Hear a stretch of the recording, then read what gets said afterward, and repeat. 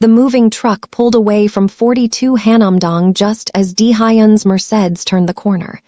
I watched from across the street, my heart pounding like a traditional jangu drum, as my husband of 8 years stepped out of his luxury car, with her. Min Seo, his secretary, the woman he thought I didn't know about. His face went ghost white when he saw the empty driveway, then pure confusion, then panic. I pulled out my phone and hit record. Before we continue, please hit that subscribe button. Drop a comment and tell me where you're watching from and what time it is right now. I love connecting with you all. Now, back to how I made my cheating husband's world crumble. 3 months earlier, I was Amara Okonkwo Park, a successful wedding planner in Seoul, living what everyone thought was a perfect life. My mother was Nigerian, my father was from Ghana, and I'd moved to South Korea 10 years ago for university. That's where I met Di-hyun, charming, ambitious, from a wealthy family that initially looked down on me but eventually accepted our marriage. Or so I thought. The truth started unraveling on a rainy Tuesday evening. I'd come home early from a venue inspection, my clothes soaked, my natural hair frizzy from the humidity. I grabbed Di-hyun's laptop to check our shared calendar. He'd left it open on the kitchen counter. That's when I saw it, a booking confirmation. Shilla Hotel, presidential suite, but not for us. My hands trembled as I scrolled through his emails. The thread between him and Min Seo went back 14 months. 14 months of business trips that were romantic getaways. 14 months of lies whispered into my ear while he kissed me goodnight. 14 months of me planning other people's happily ever afters while mine was a complete fiction. The worst part? The emails to his mother. Don't worry, Iyama. Once the new business launches, I'll divorce her quietly. Min Seo understands family better. She's Korean. She'll give you proper grandchildren. I read that line 7 times. Each time it burned deeper. Proper grandchildren. As if the 2 miscarriages I'd suffered weren't painful enough. As if my melanin-rich skin made my future children somehow less legitimate. I didn't cry. Instead, something cold and calculated settled into my chest. Something I'd inherited from my mother, a woman who'd built 3 successful businesses from nothing after my father died. I called her that night. Mama, I need your help. What did he do? She didn't ask if something was wrong. She knew. Everything, but I'm going to need you to trust me and move fast. My mother arrived in Seoul within 48 hours with my uncle Chitty, a real estate investor, and my cousin Zainab, a corporate lawyer who'd practiced in both Lagos and London. We sat in a private room at a Nigerian restaurant in Itaewon, the only place I felt safe speaking freely. I showed them everything, the emails, the bank statements I'd carefully photographed, the property documents. Di-hyun thought I was just a creative wedding planner. He didn't know I'd been handling our finances for years, that my name was on everything that mattered. His mother had insisted on it during our marriage, something about protecting family assets. Ironic, really. The house in Hanamdong is jointly owned, Zainab said, reviewing documents on her tablet. But you've been making the mortgage payments from your business account. For the past 3 years, I confirmed, since his startup began draining money. Uncle Chitty leaned back, a knowing smile crossing his face. And this startup? Failing, he's been using Min Seo's family money to keep it afloat. But here's the thing. I pulled out another document. I'm listed as a 50% shareholder. He needed my signature for the initial business registration, but never thought I'd actually pay attention to what I was signing. My mother's eyes gleamed with pride and fury. So what's the plan, my daughter? Over the next week, we moved like a well-oiled machine. Zainab found a loophole in Korean property law. Since I'd been making the mortgage payments and could prove financial contribution, I could initiate a sale of the jointly owned property. Uncle Chitty had a buyer ready, a Korean-American businessman who needed a quick purchase for visa purposes and was willing to pay above market value for speed. But I needed Di-hyun out of the country to execute it. That's where my job became useful. I'd been planning a massive wedding for a chaebol family, one of the biggest events of the year. I casually mentioned to Hyun that the groom's father was looking for tech investments. You should go to their family gathering in Busan this weekend, I suggested sweetly, serving him his favorite miyeokguk. I can introduce you. This could save your company, Yobo. His eyes lit up with greed and hope. He kissed my forehead, probably already planning how he'd celebrate with Min Seo afterward. You're amazing, Amara. I don't deserve you. Finally, something truthful from his lips. The weekend he left for Busan, with Min Seo, naturally, though he claimed she was there for business support. We struck. The sale went through in 72 hours. Korean real estate transactions can move at lightning speed when properly motivated and generously compensated. Uncle Chitty's buyer paid cash. The money hit my account Saturday evening. But I wasn't done. Hyun's company was hemorrhaging money, and I knew exactly why. He'd been embezzling from the business account to fund his lavish lifestyle with Min Seo. As a 50% shareholder, I had every right to audit the finances. Zainab worked her magic. By Sunday morning, we had a complete financial picture and had filed a formal complaint with the Korean Corporate Governance Service. We also notified Min Seo's father, a conservative businessman who had no idea his daughter was involved with a married man or that his money was being wasted on an affair. I hired a moving company. Everything that was mine, which turned out to be almost everything of value in that house, was packed and transported to a storage facility. I left him exactly what he deserved. The cheap furniture his mother had given us, some kitchen basics, and a framed photo of us on our wedding day with one word written across it in red lipstick. Liar. Monday morning, I changed all the locks on my wedding planning studio, removed his access to our shared accounts, and transferred my half of every joint asset into accounts he couldn't touch. Then I waited. I rented a beautiful Hanok-style apartment in Bukshan, something I'd always wanted but he'd refused because it wasn't modern enough. I filled it with African art, Korean pottery, and plants, so many plants. For the first time in years, I felt like I could breathe. The messages started Tuesday afternoon. Amara, where are you? The house locks are changed. This isn't funny. Call me. Where is our house? You can't do this. That's illegal. I didn't respond. Instead, I sent a single email from Zainab's law office, officially informing him of the sale, the business audit, and the divorce proceedings. His mother called 37 times in 1 hour. I blocked her after the 15th voicemail, where she called me a gold-digging African witch. The irony was delicious. Now, watching him stand in front of the empty property with Min Seo clutching his arm, I felt nothing but satisfaction. The new owners were moving in tomorrow. Hyun had nowhere to go. His credit cards were maxed out, his company was under investigation, and Min Seo's father had reportedly disowned her that very morning. My phone buzzed, a message from Zainab. His lawyer just called. He's threatening to contest everything. I laughed, literally laughed. The evidence is airtight. I smiled, slipping my phone back into my purse. Let him contest. Let him fight. He'd learned the same lesson countless people had learned before him. Never underestimate a woman who's been underestimated her entire life. Especially not an African woman who'd learned to navigate a foreign country through sheer determination, a Korean legal system through careful study, and a failed marriage through strategic planning. The real chaos was just beginning. Hyun spotted me across the street. His face transformed from confusion to rage in seconds.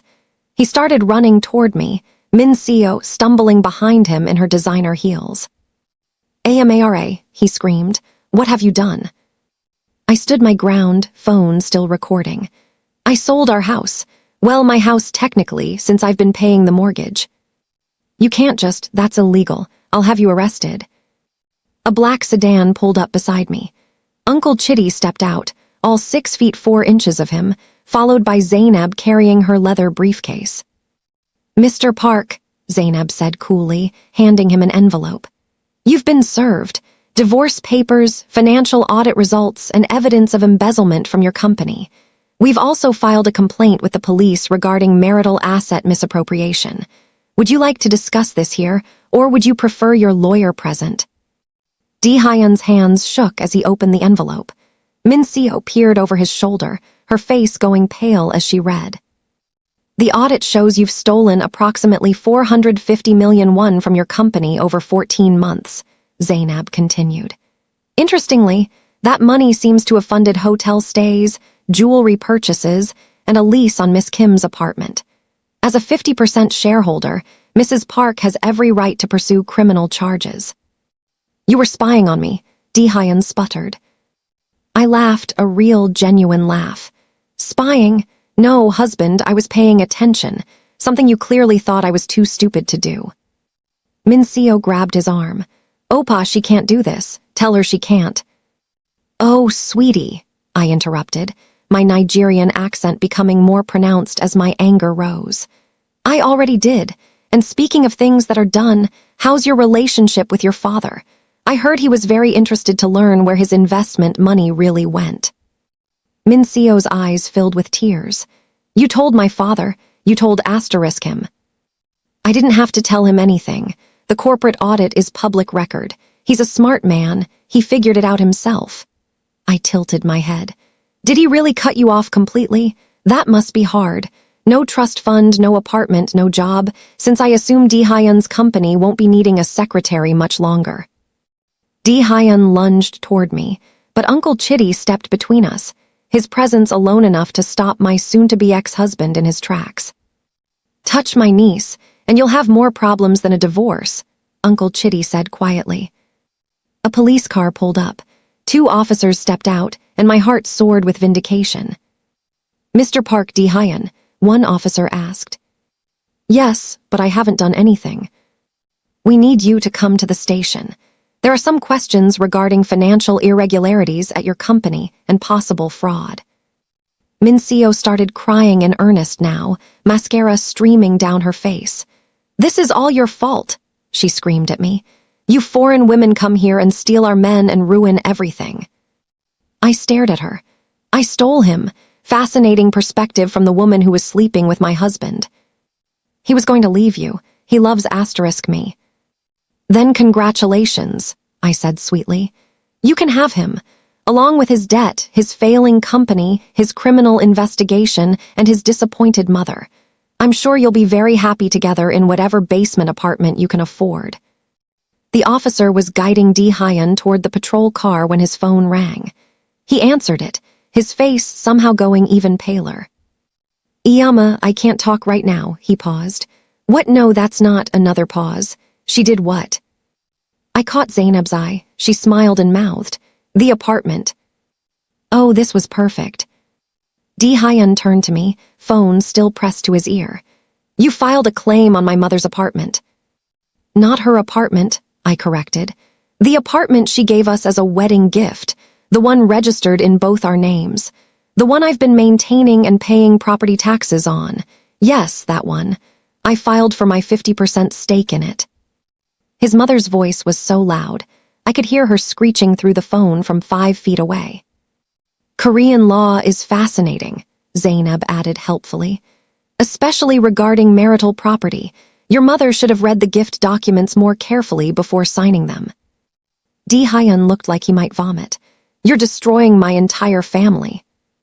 No, I said firmly. You destroyed your family the moment you decided I wasn't good enough because of my skin color. You destroyed it when you laughed about me with your mother. You destroyed it when you chose to betray me with her. I gestured to Min Seo. The officer cleared his throat. Mr. Park, we really need to go. As they drove away with Di-hyun, Min Seo stood on the sidewalk, alone and sobbing. Part of me felt sorry for her. She was young, stupid, and had believed whatever lies Di-hyun told her.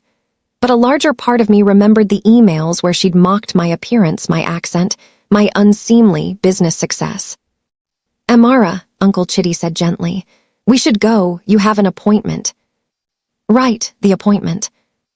An hour later, I sat in a sleek office in Gangnam, across from Mr. Kang, a wedding industry mogul who owned a chain of high-end venues across Asia.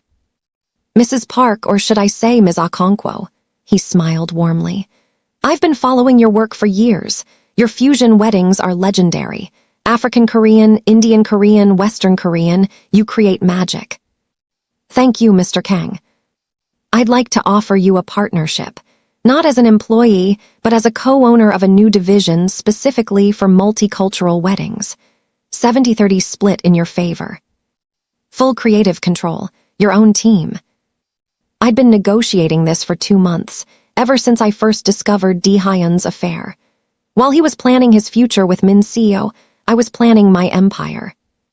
I accept. We shook hands, and I felt the final piece of my old life fall away.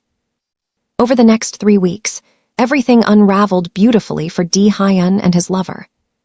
The police investigation revealed he'd embezzled over 600 million won, far more than the initial audit showed. Min Seo was implicated as an accessory since she'd helped him falsify documents. Her father refused to help her, and her friends abandoned her when the scandal hit the social media gossip pages. Lee Hyun's mother tried to contest the apartment claim, but the law was clear. She'd gifted it to both of us. The judge ordered it sold, and I walked away with 380 million won, my half of the proceeds. The divorce was finalized in record time. Lee Hyun's lawyer advised him not to contest anything, given the criminal charges. I kept everything I'd claimed, plus alimony for emotional distress. My new business venture launched with a viral wedding, a Nigerian-Korean couple whose ceremony was featured in every major magazine. I wore traditional Nigerian attire to the event, my locks styled beautifully with Korean traditional ornaments. The photos went viral, and suddenly I wasn't just successful, I was a symbol. 6 months after that day in Hanamdong, I heard through mutual friends that Lee Hyun had been sentenced to 2 years in prison for embezzlement. Min Seo received probation and community service, but her reputation was destroyed. She'd moved back to her small hometown in Jeolla province, working at her aunt's convenience store. Lee Hyun's mother had a stroke from the stress and was in rehabilitation. Apparently, she'd been telling everyone who would listen that I'd cursed her family with African witchcraft. I didn't curse them. Karma did all the heavy lifting. I was sitting in my new office, floor-to-ceiling windows overlooking the Han River, when my assistant brought in the mail. One envelope stood out, addressed in shaky handwriting. It was from Lee Hyun. Amara, I know I have no right to ask for forgiveness. I destroyed everything good in my life because of pride, greed, and cowardice. You deserved better. You always deserved better. I hope you find happiness. D.H. I read it twice, then filed it away in a folder labeled Closed Chapters. My phone buzzed. A message from my mother. Your father would be so proud of you. I know I am. Love you, my warrior daughter. I smiled, looking out at the Seoul skyline. This city that had challenged me, changed me, and ultimately revealed my strength. They thought I was just a foreign wife who'd gotten lucky marrying into their world. They didn't know I was a daughter of survivors, a woman built from resilience and rage, equally comfortable navigating boardrooms in Seoul and family gatherings in Lagos. Lee Hyun thought he could come home with his lover and continue his double life. Instead, he came home to empty space and harsh consequences. And me, I came home to myself, stronger, wealthier, and finally free. If you enjoyed this story of karma and comebacks, smash that like button and subscribe for more. Drop a comment telling me, what would you have done in Amara's situation? Let's discuss.